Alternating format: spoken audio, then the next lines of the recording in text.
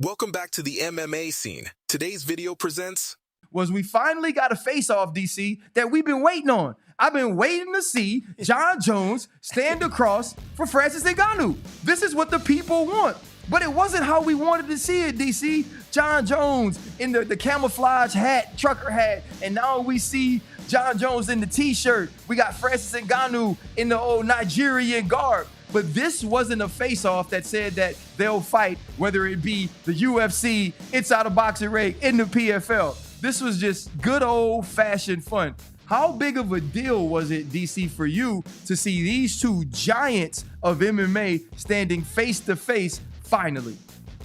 I think it's a big deal, RC, but it kind of sucks because it just reminds us that it won't happen.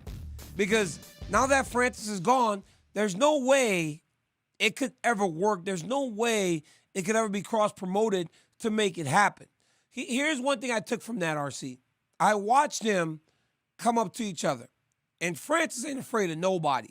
He's one of the baddest men on the planet.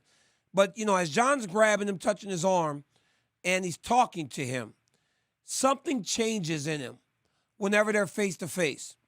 When Francis starts talking about being the king of the world, Jon said, I've always been the king. I've always been the best. And when you look at his facial expression, I've seen that before.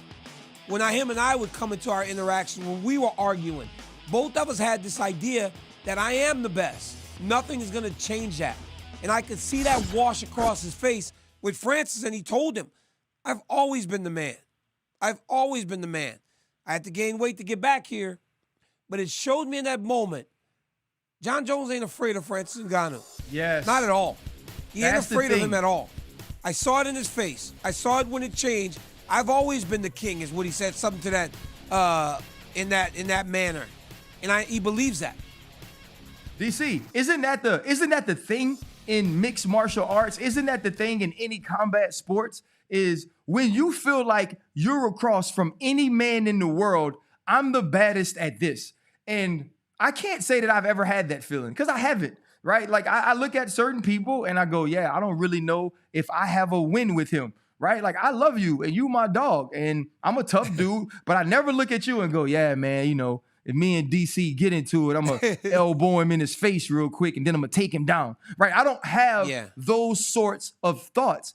But when Jon Jones is feeling Francis Ngannou's arm, he's actually sizing him up.